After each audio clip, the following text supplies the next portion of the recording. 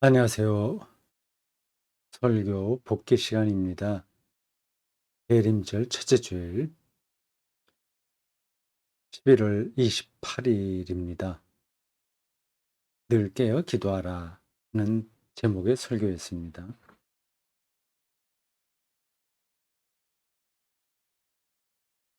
설교 앞 단락에서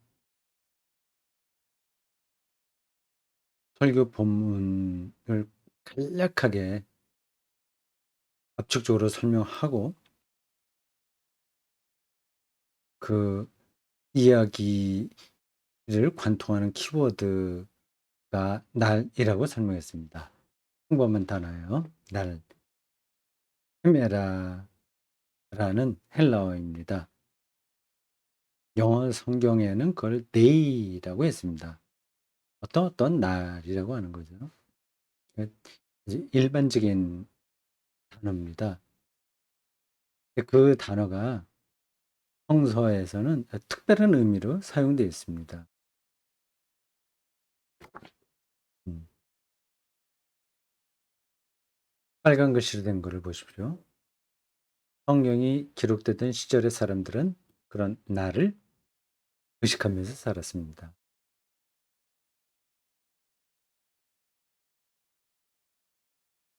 우리가 살아가는 인생을 세상이 계산해 주는 방식과는 다르게 생각하면서 살았다는 겁니다.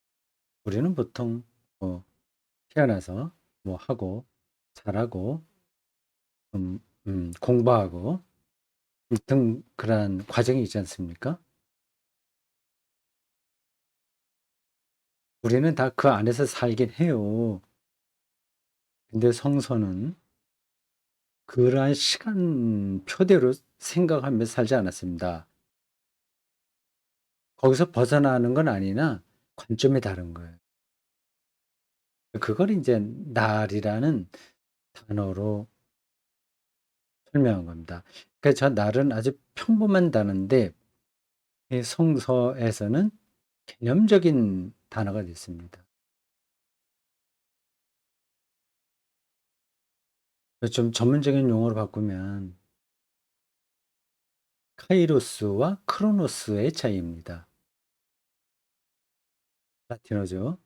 카이로스는 하나님의 시간이고 크로노스는 이 세상의 연대기적인 시간입니다. 같이 번역할 땐 똑같이 번역됩니다. 근데 그 개념이 다른 거죠. 그리스도인들만의 고유한 시각으로 세상을 바라볼 때 그걸 날이라고 표현했습니다. 뭐 하나님의 때라고도 할 수 있고요. 그때가 오면 그런 표현들이 많이 있죠. 예수님의 비유에서도 그런 게 많습니다. 뭐 어떤 사람들에게 뭐 5달란트 주고 2달란트, 1달란트 이렇게 나눠 줬고 나중에 돌아와서 계산한다고 했죠. 나중에 주인이 돌아옵니다. 그런 게 이제 때죠. 때, 하나님의 때. 오늘 설교 본문에 나오는 단어로 바꾸면 헤메라 날입니다. 그렇게 우리가 살 수 있을까요? 그리고 살고 있을까요? 대림절이니까 그리스도인들은 예수님의 초림, 재림, 임재를 다 이제 붙들고 어느 때를 기다리며 사는 겁니다. 그 때가 이미 우리 안에 들어왔다고도 말하는 거고요. 근데 이런 말들이 좀 어떤 사람들에게는 손에 잡히지 않는 말이라서 귀를 기울이지 않으려고 합니다. 그건 어쩔 수 없어요. 이게 뭐 우리의 성경과 우리 신앙의 문제만이 아닙니다. 그것만 세상 사람들이 예 간과하는 건 아니에요. 시인들의 그 시를 세상 사람들이 귀 기울입니까? 귀 기울인 사람들은 소수죠. 근데 물리학자들의 그 말에 세상 사람들이 귀를 기울이나요? 일반적으로는 귀 기울이지 않습니다. 소수가 기울입니다. 그러니까 그런 것들이 날이에요, 날. 어, 물리학이 얘기하는 어떤 궁극적인 세계, 시인들이 경험하는 어떤 아, 새로운 세계, 그런 것들입니다. 우리는 물리학자가 아니고 시인은 아니나 영성가들로서 그리스도인들은 다 영성가입니다. 영성가예요. 영적으로 세상을 보는 사람들인 거죠.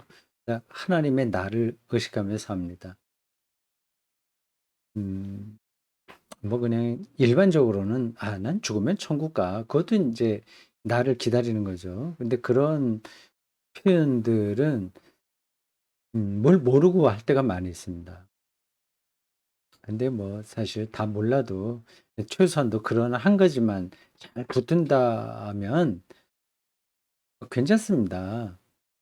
근데 기독교인들이 나 죽으면 하나님 나라 가지, 천국 가지. 그러니 이 세상에 내가 너무 몰입하지 않고 그때를 기다리며 살 거야. 뭐 이런 정도 태도를 취하면 훌륭한 겁니다. 근데 그리스도인들이 그러나요? 말은 그렇게 하지만 실제로는 세상에 대한 관심이 너무 많아요. 세상에 대한 관심을 조금 줄여야 됩니다. 이건 역사 허무주의, 예, 역사 냉소주의, 혹은 초월주의하고는 좀 다른 문제예요. 세상이 돌아가는 것, 시와 때를 우리가 잘 분석하기, 잘 우리가 파악하긴 해야 하나, 이제 거기에 이제 매몰되면 안 되는 거죠. 그런 설명이 예, 적당한지 모르겠습니다. 요즘 집에서 이제 둘째 딸하고 종종 대화를 합니다. 뭐 아내도 같이 할 때도 있는데 아내는 조금 핀트가 다르게 생각을 하니까 둘째 딸하고 좀 대화가 많이 통하는 편이에요. 같이 하기도 합니다. 음, 근데 요즘 이런 말을 저한테 해요. 아빠가 요즘 정치 냉소에 빠진 거 아니에요? 그 대통령 선거가 이제 몇 달 앞으로 다가왔는데 너무 거기에 매달리지 마라. 이제 뭐 하라 마라 그런 뜻보다도 나는 좀 거리를 둔다 이제 얘기를 했습니다. 그거 얘기하려니까 너무 길어서 그만데 짤막하게 그냥 끊어서 말하겠습니다. 정치로 우리가 바꿀 수 있는 건 많이 있어요. 그건 당연히 해야 되죠. 그러나 그 정치가 바꿀 수 없는 게 사실은 더 중요한 겁니다. 이게 우리 이 땅에 두 발을 딛고 사는 그리스도인들이 얼마나 예민하게 이 시대를 분별하면서 거리를 둬야 될 땐 두고 우리가 들어갈 땐 들어가고 해야 되는지가 어려운 거예요. 그러니까 정치라고 하는 건 이 세상이 좀 더 인간답게 사는 세상으로 바꾸려는 노력 아니겠습니까? 오히려 반대로 가는 사람들도 있긴 있습니다만은. 근데 그렇게 근데 가장 좋은 건 이제 민주하고 민주주의, 형식적인 민주주의는 이미 우리에게 실현됐으니까요. 그러니까 복지라든지 여러 가지 우리가 해결해야 될 문제가 있어요. 그런 걸 좀 잘해 보려고 정치 지도자를 잘 뽑자 하는 거 아니겠습니까? 근데 그런 것들이 더 이상 좋아지지 않는다고 하더라도 우리가 하나님의 날을 어 의식하는 데에는 그걸 붙들고 사는 데에는 큰 문제가 없어요. 그러니까 좀 극단적인 예를 들면 이렇습니다. 감옥을 생각해 보십시오. 가장 불행한 삶 아니겠어요? 지금 우리가 사는 거는 아무리 힘들다고 하더라도 감옥보다는 낫잖아요. 근데 감옥에 들어가도 거기서도 풍요롭게 살 수 있습니다. 감옥으로부터의 사색이라는 책 뭐 읽어본 분들은 많이 계시겠죠. 신영복 선생의 예, 책입니다. 그러니까 그분은 젊어서 감옥에 들어가서 20년 이상 50, 30년인가 20 몇 년 그래 있으면서 거기서 서예도 하고 뭐 여러 가지 책도 읽으면서 굉장히 의미 있는 시간들을 보냈어요. 그래서 감옥에 가도 괜찮다. 이 세상이 지옥처럼 변해도 괜찮다. 그런 의미가 아니라 어디 있든지 간에 우리가 준비가 된다면 하나님의 그 시간, 하나님의 때, 그 날, 은 경험할 수 있다고 하는 겁니다. 이 얘기가 너무 옆으로 많이 갔어요. 그러니까 나를 의식하며 좀 사는 사람들이 있었다. 그 얘기인데, 그렇습니다.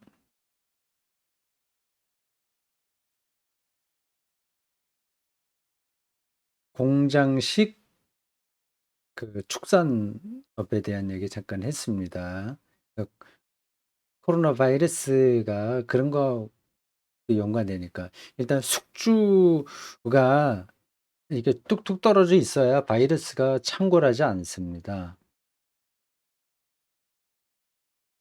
그래서 지금 이 코로나 바이러스 이 감염자 숫자를 줄이기 위해서 할 수 있는 최소는 뭐 백신은 이제 접어두고요. 그건 우리가 의학적으로 처리하는 거니까. 말고는 핵심적으로 한 가지입니다. 사람 사이를 띄워놓는 거예요. 거리 두기도 그렇고 마스크를 쓴다고 하는 것도 결국은 거리를 두는 겁니다. 접촉하지 말아야 돼요. 그러니까 바이러스는 가만히 두면 그 숙주와 더불어서 없어집니다. 그러니까 바이러스는 숙주가 없으면 살지 못해요. 근데 바이러스는 지금 오늘 현대 사회에서 살기가 정말 좋은 거죠. 환경이 너무 좋습니다. 사람들이 밀집해서 사니까. 뭐 그 사람의 밀집 문제가 뭐 한두 가지 원인이 한두 가지가 아니죠. 이 산업, 공장식, 목축업 이것도 사실 동물들에도 바이러스가 있는데 전문적인 거라 제가 쉽게 얘기하기는 힘듭니다. 어, 사람과 동물들 사이에서는 그 바이러스가 옮기지 않았다고 그래요, 여태까지. 근데 언제부턴가 그게 어, 서로 그 인수죠. 공통으로 이제 왔다 갔다 하는 바이러스가 생긴다고 하는데 지금 공장식 목축업으로 바이러스들은 아주 먹을거리가 많은 겁니다. 아주 풍요로운 세상을 맞는 거예요. 그래도 이게 변이들도 많이 생기니까 어떻게 될지 참 그렇습니다. 제가 그 이야기를 하면서 우리가 지금 소와 돼지 닭을 먹게 먹어야죠. 가축 안 먹고는 못 살잖아요. 뭐 채식주의로 살 수도 있겠는데 그거는 이제 불가능한 겁니다. 뭐 그건 채식이냐 육식이냐 하는 문제는 여기서 말씀드릴 필요가 없겠네요. 일단 현실적으로는 먹어야 됩니다. 저도 먹습니다. 먹더라도 좀 미안한 생각으로 먹고 좀 육식을 좀 지나치게 많이 하니까 조금 줄이면서 살아야 이게 공장식 축산 문제도 해결이 되고 바이러스 앞으로 어떻게 될지 모르는 그런 문제들도 조금씩 해결되지 않겠냐 그런 얘기를 한 겁니다. 책 한 권 소개를 하려고 합니다. 이 책 보십시오. 제목 돼지가 그려졌죠? 제목이 옆으로 하는 게 제목이 잘 보이겠네요. 돼지를 키운 채식주의자. 30대 초반 한 귀촌한 남자가 쓴 책입니다. 창작가 비평사에서 나왔습니다. 언제 제가 기회가 되면 이 책 소개 유튜브 그 채널에 한번 올릴까 합니다. 이 친구가 여차여차한 과정을 통해서 채식주의자가 됐는데 그 육식 문제를 더 이제 마지막으로 더 진지하게 생각해 보려고 직접 제가 돼지를 키워서 한번 잡아먹는 과정까지 예 체험하는 겁니다. 직접 제가 돼지를 3 마리 키워요. 그 이렇게 뭐죠? 이렇게 다른 집에 가서 받아 갖고 그 분양이라고 하나? 어릴 때 뭐 어릴 때라고 하더라도 돼지는 뭐 금방 크니까 데려다가 키우는 과정을 굉장히 재미있게 했고요. 또 감동적으로 했고 썼고 이 마지막 부분에 가니까 약간 콧날이 시큰해지는 감동 그런 것도 있습니다. 글쓰기도 잘하고 좋고 아는 것도 많고 책도 많이 읽었더라고요. 여기서 제가 한 두 가지만 두 군데만 잠깐 읽어볼까 합니다. 자기가 키운 돼지를 이제 잡을 때 자기가 정말 한번 체험해 보려고 동물을 죽인다고 하는 게 뭔지를 체험해 보려고 망치로 들고 준비까지 돼지를 묶어 놓고 했는데 결국은 못 죽여요, 자기가. 자기가 키운 돼지죠. 눈빛을 보니까 어떻다 그런 거 하면서 그 중간에 이렇게 표현한 부분이 있습니다. 제사상에 고기를 놓는 이유는 고기가 귀한 음식이었기 때문이라고 알고 있었다. 하지만 내 손으로 직접 동물을 잡아보니 생명을 죽이는 꺼림직함도 이유가 아니었을까 하는 생각이 들었다. 내 입을 위한 게 아니라 신성한 존재를 위해 죽인다는 위안이 필요했을지도 모른다. 양심의 가책을 해소하는 방법으로서 말이다. 좋은 통찰을 얻었습니다. 고대 유대인들도 동물들을 다 성전에 그 바치고 제사장들에다 잡았어요. 그리고 나중에 나눠 먹었습니다. 물론 예루살렘은 그렇게 했겠고 다른 지역에서는 다른 방법으로 하긴 했을 겁니다. 어쨌든 신에게 바쳐요. 그리스 시대에도 다 그랬습니다. 시장에 나와 있는 고기들은 다 신에게 한번 바쳐졌던 거예요. 그러니까 이 친구 30대 초반의 이 남자 친구가 요런 이야기를 하니까 '맞는 것 같네. 인문학적으로 맞는 것 같네.'라는 생각이 들었습니다.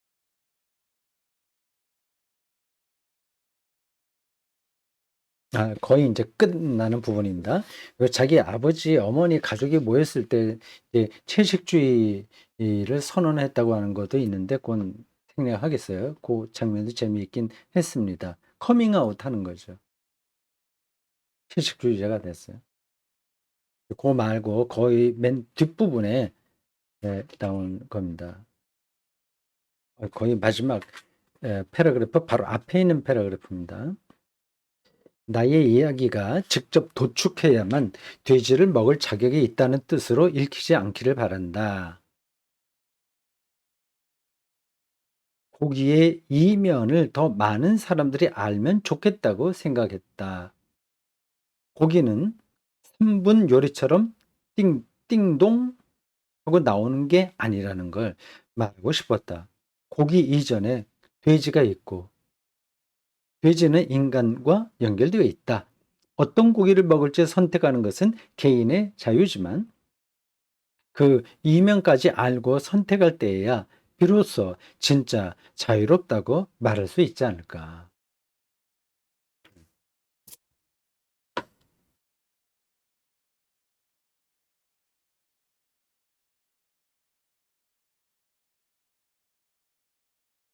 오휘어스 투 안트로프 요 단어를 설교 시간에 잠시 얘기했습니다. 이번만이 아니라 다른 때도 많이 했어요. 이건 독특한 단어입니다. 그 인자라고 번역하면 좀 이상하죠. 그냥 한자예요, 저거는. 인자하면 사람의 아들이라는 뜻인데 하나님의 아들은 우리말로 번역하고 사람의 아들은 한자로 번역했어요. 우리 성경 우리나라 말 번역자들이. 크게 잘못입니다. 이런 것들을 걸러내지 않았는지 모르겠습니다.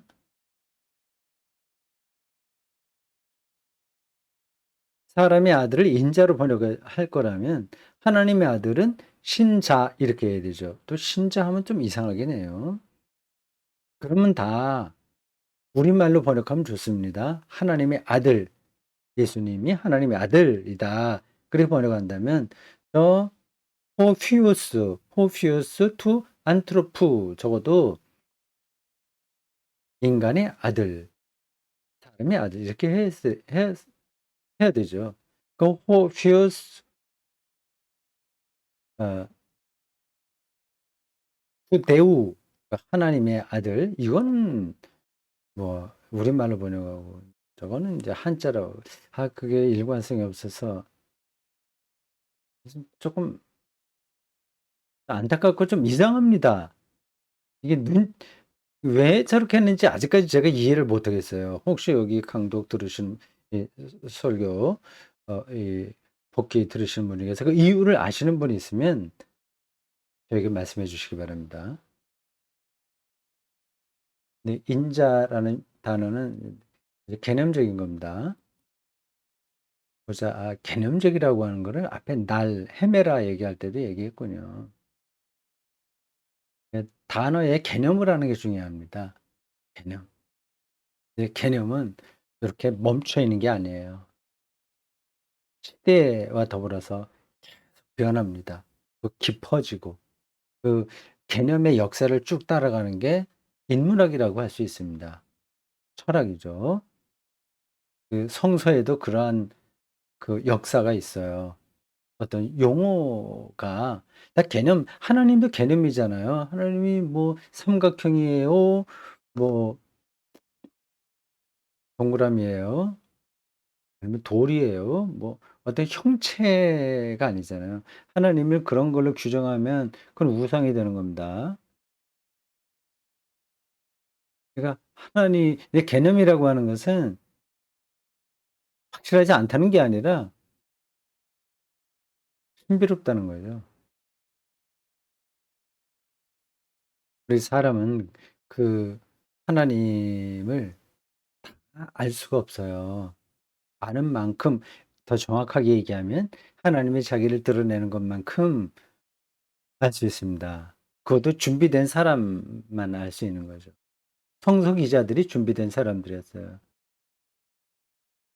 하나님의 계시와 그 우리의 응답, 우리의 인식 이런 관계도 굉장히 복잡합니다. 이 인자가 개념이에요. 개념적인 용어예요. 그래서 어떻게 쓰느냐에 따라서 그게 다른 겁니다. 그냥 뭐 죽을 수밖에 없는 평범한 인간 그렇게 사용될 때도 있어요. 인간의 아들, 사람의 아들, 나는 뭐뭐입니다. 이렇게 할 때 자기를 낮추는 거죠. 근데 어떤 때는 목신문학의 차원에서는 어, 심판자의 의미가 있는 겁니다. 생명 심판자. 예수님이 자기를 인자와 동일시하기도 했고 어떤 구절에서는 어떤 데로 구분하기도 했습니다. 이건 아주 너무 그 성서의 그 신학에서 좀 깊은 복잡한 문제예요. 이거는 그 인자만이 아니라 예수님의 자기 정체성에 대한 이해하고도 연관됩니다. 예수님이 실제로 자기를 메시아로 인식했냐 아니냐 하는 것도 어 논의의 대상입니다. 우리는 이미 그걸 답을 알고 있어요. 예수는 메시아다. 그리스도다. 똑같은 뜻입니다. 근데 거기에 어떤 일이 일어나는지를 알아야 되는 거죠. 예수님이 처음부터 "나는 그리스도야. 나는 메시아야. 나는 인자야." 그렇게 말씀하실 리가 없거든요.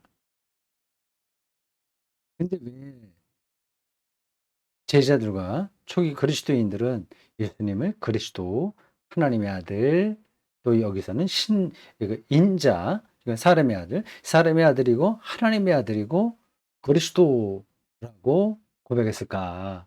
그리고 예수님은 그 공생에서 어느 때에 어느 시점에 자신을 하나님의 아들 혹은 인자로 인식하셨을까 하는 질문이 가능하죠. 많은 사람들이 논의했어요. 아직 정답은 없습니다. 이제 모른다고 할 수 있어요. 근데 답은 알고 있어요. 예수는 그리스도시고 살아계신 하나님의 아들이라는 답은 알고 있어요. 근데 그 답까지 온 그 과정이 뭐냐, 그것까지 알아야 우리가 그리스도이며 하나님의 아들이라는 그 단어에 담긴 개념을 이해하는 겁니다. 거기는 많은 것들이 들어있는 거죠. 구약 성경의 전통도 다 포함되는 겁니다.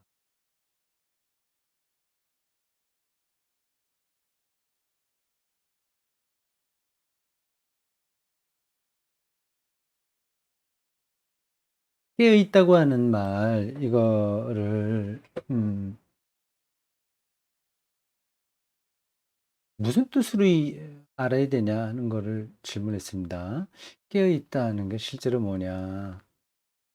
제가 설교할 때 깨어서 기도하라 그런 말씀을 신자들에게 강요하고 어떤 방식으로도 아니면 위협할 수 있잖아요. 얼마든지 할 수 있습니다.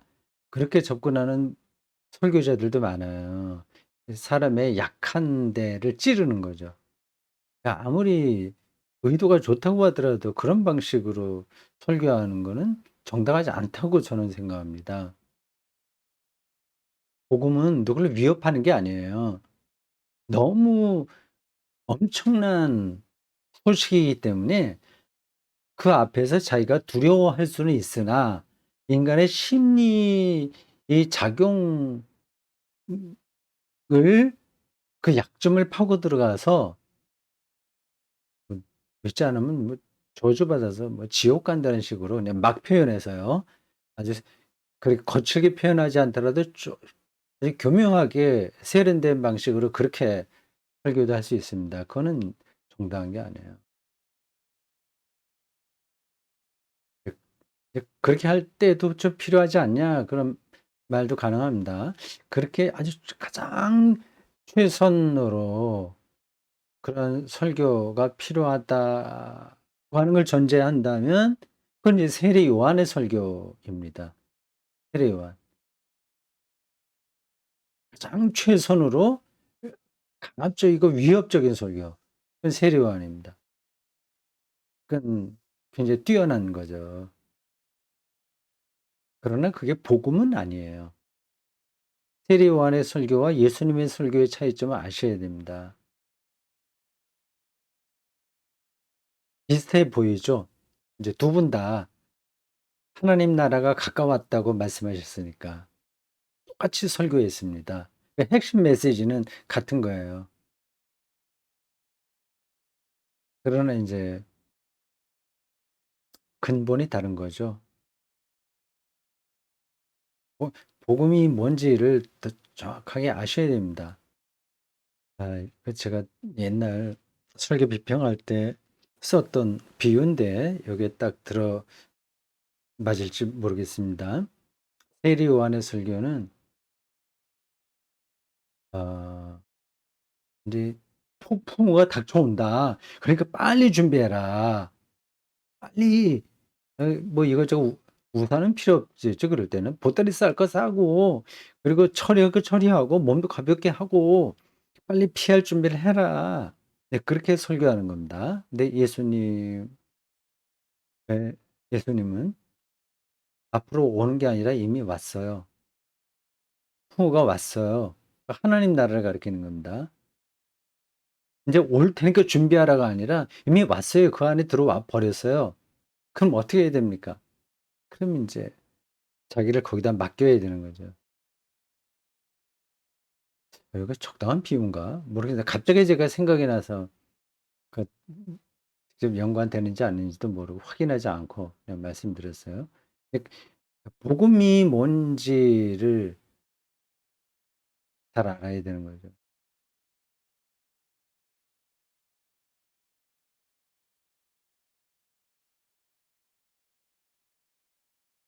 가장 일반적인 걸 말씀드렸는데 내 인생이 얼마나 남았는지 오늘 성경 본문으로 따지면 그 날, 그 날이 날에 대해서 저희가 어 진지하게 그걸 생각해야 되는 겁니다. 그게 인제 깨어 있다고 하는 거죠. 지금 내가 어디쯤 가고 있는 건지, 내가 어느 방향으로 가고 있는 건지, 하나님 나라가 왔다고 하는데 그걸 내가 알고 있는 건지, 그냥 그냥 아주 쉽게 내가 앞으로 살 날이 얼마나 남았는지 그런 거를 진지하게 생각하는 거죠. 이제 그거를 생각하면, 아주 실질적으로 생각하면 정신이 번쩍 드는데, 사람들도 다 그런 얘기합니다. "아 참 인생이 빨라. 벌써 10 일을 다 갔네." 참 그래, 그 뭐예요? 그 가요 같은 데, 뽕짝 가요 이런 데서도 "내 청춘을 돌려도." 뭐 이런 얘기하지 않습니까? 아니 그래, "세월이 다 가서 지금 나 늙어 버렸다." 그거를 말을 합니다. 그걸 부정할 수는 없죠. 그러나 그거를 알고 있는 것처럼 살지는 않습니다. '내 청춘을 돌려줘.' 라는 생각으로 '그렇게 재밌게 살고 싶다.' 인제 거기 '마지막 인생을 불태우고 싶다.' 네, 그런 정도에 머무르는 거죠. 그건 실제로 아는 게 아닙니다. 실제로 알면 뭐 안타까워할 필요도 없고, "뭘 돌려줘. 인생을 청춘을 돌려줘." 이런 말을 하지 않습니다. 자, 그건 여러분들이 다 아시는 얘기예요. 여러분들이 아는 거하고 그게 음 어디에 문제가 있는지를 명확하게 뚫어보는 거하고는 다른 거예요.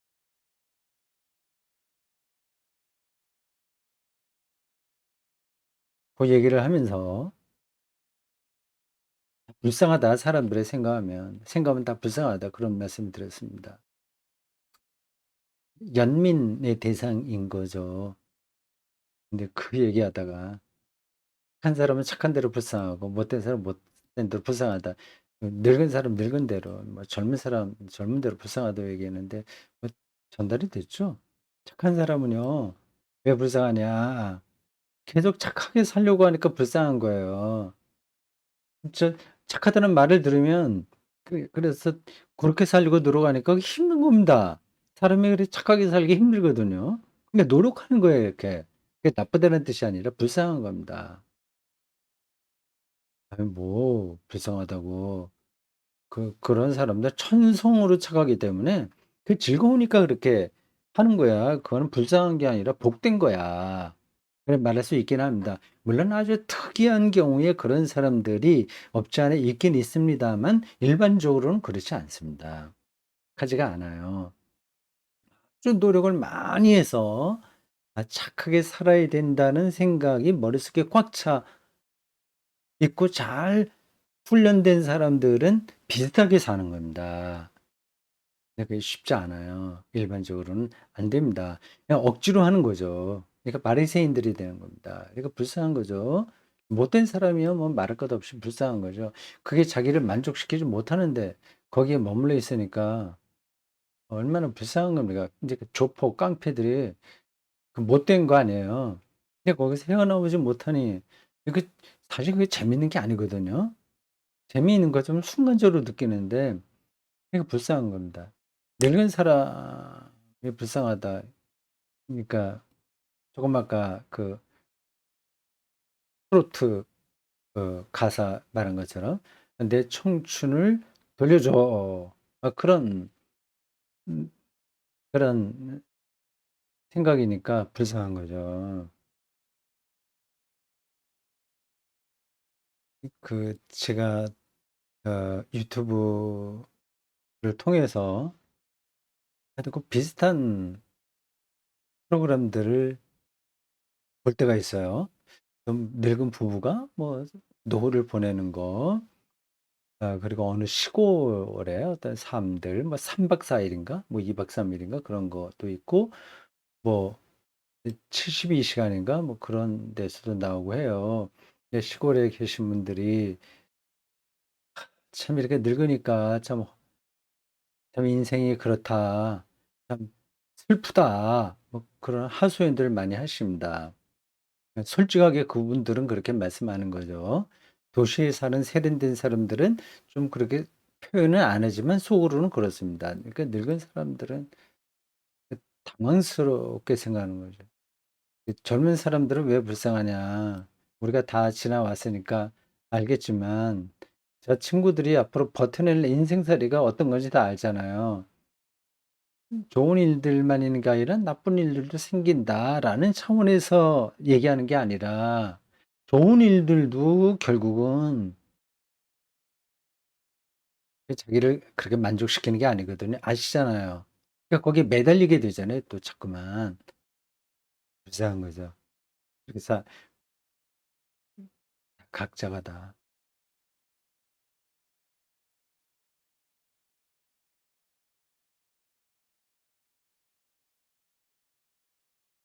어떻게 우리가 깨어 있을 수 있는가 하는 그런 질문에서 이런 얘기를 했습니다.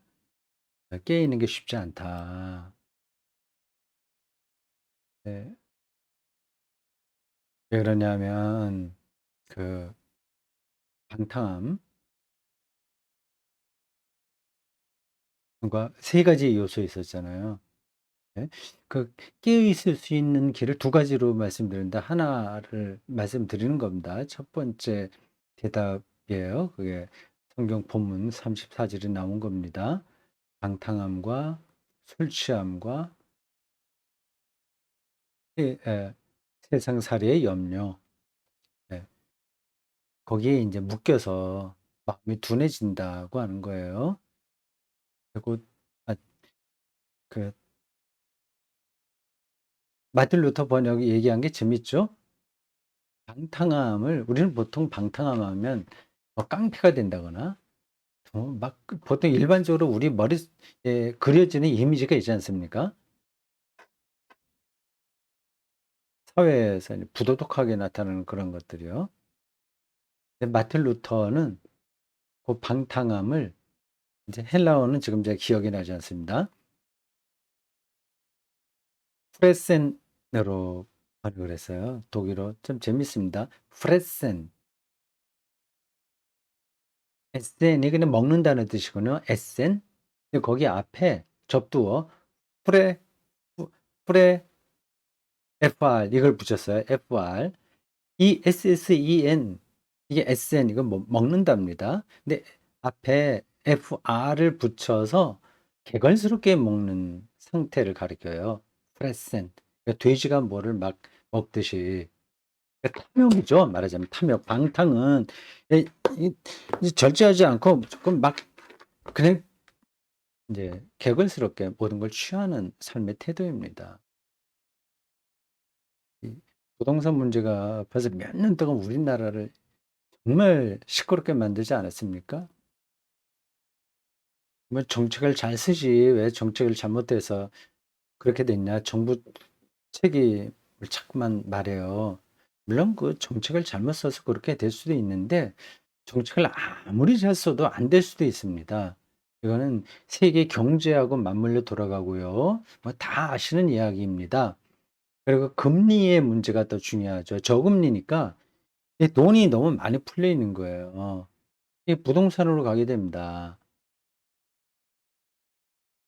뭐 그게 이 세계가 우리나라만 하더라도 세계 경제와 같이 연결돼 있어서 그 세계 경제의 그 상태에 따라서 거의 많은 영향을 받습니다. 뭐 지금 제 전문 분야도 아닌 거 얘기하지 않겠습니다. 그 부동산에 뭐 그렇다고도 하잖아요. 어떤 작전을 쓰는 사람들이 돈이 좀 많이 있는 거죠. 그걸 갖고 어느 지역에 가서 뭐 중소도시 이런 데 가서 뭐 10 채, 20 채를 한꺼번에 사는 겁니다, 아파트를. 그래서 값을 막 올리는 거죠. 조금 있다 다시 팔고. 그 작전 세력이 많이 있다고 하죠. 그리고 일반 뭐 사람들도 불안하니까 그렇게 하게 되고 근데 뭐 이건 뭐 어떻게 종잡을 수가 없어요. 근데 거기 모든 사람 거기에 관련된 모든 사람들이 그랬다는 게 아니라 거기에서 연루된 그 모든 문제 뭐 대장동 사건이 뭐 전형적인 거라고 할 수 있겠네요. 뭐 50억씩 받은 사람도 있다면서요. 뭐 그리고 거기에 이렇게 저렇게 투자를 해 갖고 뭐 1000배 이상 이익을 남긴 사람도 있다고 하면서요. 근데 그런 게 프레센이죠. 개걸스럽게 돈을 먹는 겁니다. 근데 거기서 벗어나기가 쉽지 않아요. 그 이유는 매혹적이기 때문에 그렇습니다. 예. 그 방금 제가 대장동 얘기했는데 돈을 많이 벌어본 사람들은 그게 알 겁니다. 그게 자본주의 사회에서 어떻게 하겠어요. 돈이 없으면 피곤해지니까. 기독교인들이 그걸 뚫고 나갈 수 있을까요? 뭐 그 문제는 여러분들 알아서 하시기 바랍니다.